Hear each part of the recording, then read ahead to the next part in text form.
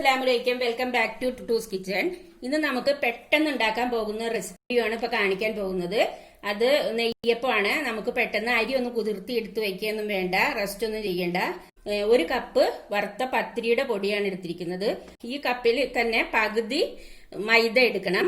നമ്മൾ എടുക്കുന്ന കപ്പിന്റെ പകുതി മൈദ എടുക്കണം. മൈദയാണ് എടുത്തിരിക്കുന്നത്. 2 ടേബിൾ സ്പൂൺ റവ, പിന്നെ തേങ്ങ ചെറുതായിട്ട് അരിഞ്ഞത്, ഏലക്ക പൊടിച്ചത്, പിന്നെ ജീരകം പൊടിച്ചത്, പിന്നെ ശർക്കര 2 ഉണ്ട ശർക്കര എടുത്തിട്ടുണ്ട്, പിന്നെ 2 ചെറിയ പഴം. ഇത്രയാണ് ഇതിന് വേണ്ട ഇൻഗ്രീഡിയൻസ്. ഇനി നമുക്കിത് കൂട്ടുന്നതിന് മുൻപായിട്ട് ശർക്കര ഒന്ന് നമുക്ക് അലിയിക്കാൻ വെക്കാം. ശർക്കര ഒന്ന് അലിയിക്കാൻ വെക്കാനായിട്ട് ഈ 2 കപ്പ് വെള്ളമാണ് ഈ ശർക്കരയിൽ ഒഴിച്ചിരിക്കുന്നത്. ഇനി ശർക്കര ഒന്ന് അലിഞ്ഞെടുക്കണം. നമുക്ക് നെയ്യപ്പത്തിനുള്ള മാവൊന്ന് തയ്യാറാക്കി എടുക്കാം. അപ്പൊ അരിപ്പൊടിയാണ് ഈ 1 കപ്പാണ് ഇട്ടിരിക്കുന്നത്. അതിന്റെ കൂടെ പകുതി, ആ കപ്പിൽ പകുതി മൈദ ഇട്ടിട്ടുണ്ട്. ഇനി നമുക്ക് വെള്ളം ഒഴിച്ചു കൊടുക്കാം. അതായത് ശർക്കരപ്പാനി, അത് 2 കപ്പാണ് ഞാൻ എടുത്തിരിക്കുന്നത്. അപ്പൊ ശർക്കരപ്പാനി നമ്മൾ ഒഴിക്കുമ്പോ അത് ചൂടാറിയിട്ട് ഒഴിക്കരുത്, ചൂടോടുകൂടി തന്നെ ഒഴിച്ചിട്ട് വേണം. ഇതൊന്ന് കലക്കി എടുക്കണം. ഈ ഒരു പരുവത്തിൽ കിട്ടിയാൽ മതി. അപ്പൊ നമുക്ക് ആ കുഴച്ചു വെച്ചതായ പൊടി നമുക്കൊന്ന് മിക്സിയുടെ ജാറിലേക്ക് ഇട്ടിട്ട് ഒന്ന് അടിച്ചെടുത്തിട്ട് വരാം. അപ്പൊ ഞാൻ എടുത്തിരിക്കുന്നത് ഈ 2 ചെറിയ കണ്ണമ്പഴമാണ് എടുത്തിരിക്കുന്നത്. നമുക്ക് ചെറുപഴം ഏത് വേണമെങ്കിലും ഇടാം, ഏത്തപ്പഴം ഇടാൻ പാടില്ല കേട്ടോ.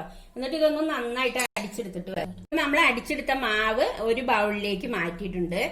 ഇനി നമുക്ക് ഇതിലേക്ക് 2 ടേബിൾ സ്പൂൺ റവ ഇട്ട് കൊടുക്കണം. ഈ റവ അടിക്കുന്നതിന് മുമ്പ് ഒരിക്കലും ഇടരുത്, അടിച്ചു കഴിഞ്ഞതിന് ശേഷം മാത്രം റവ ഇടാൻ പാടുള്ളൂ. എന്നാലും നമുക്ക് അപ്പം നല്ല ക്രിസ്പി ആയിട്ട് കിട്ടത്തുള്ളൂ. മാവിന്റെ കൺസിസ്റ്റൻസി ഇതാണ്, ഈ പരുവത്തിലായിരിക്കണം വേണ്ടത്. ഇനി നമുക്ക് അതിലേക്ക് ഒരു 3 ഏലക്ക പൊടിച്ചത് ഇട്ട് കൊടുക്കണം, ചെറുജീരകം പൊടിച്ചത് ഇട്ട് കൊടുക്കണം കുറച്ച്. പിന്നെ നമുക്ക് തേങ്ങ, ഇതുപോലെ തേങ്ങ ചെറുതായി പീസായിട്ട് അരിഞ്ഞത് ഇട്ട് കൊടുക്കാം. ഇനി നമുക്ക് ഈ മധുരം ഒന്ന് ബാലൻസ് ചെയ്യാൻ വേണ്ടിയിട്ട് ഒരു ലേശം ഉപ്പ് കൂടി ഇട്ട് കൊടുക്കുക. നന്നായിട്ടൊന്ന് കലക്കിയെടുക്കുക. നമുക്ക് അപ്പൊ തന്നെ ചുട്ടെടുത്ത് കഴിക്കാൻ പറ്റും കേട്ടോ.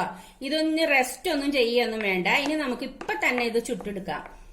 നെയ്യപ്പം ചുട്ടെടുക്കാനായിട്ട് ഞാൻ ഒരു കുഴിയുള്ള ഒരു ചീൻചട്ടി ആണെങ്കിൽ അതായിരിക്കും നല്ലത്, കാരണം പൊങ്ങി വരാനൊക്കെ. അപ്പൊ ഞാൻ ചീൻചട്ടി വെച്ചിട്ട് അതിൽ വെളിച്ചെണ്ണ ഒഴിച്ചിട്ടുണ്ട്, നന്നായിട്ട് ചൂടായിട്ടുണ്ട്. ഇനി നമുക്ക് ഇത് ഒഴിച്ചു കൊടുക്കാം.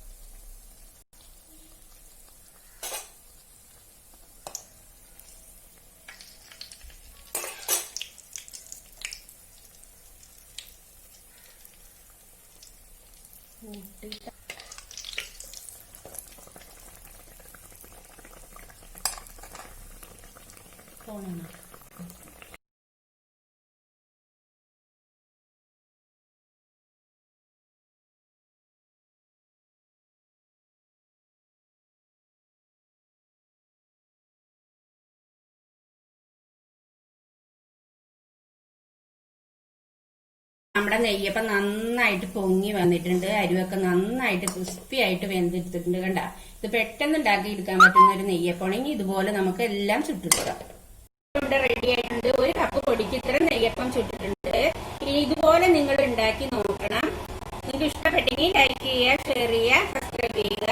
ഇനി അടുത്ത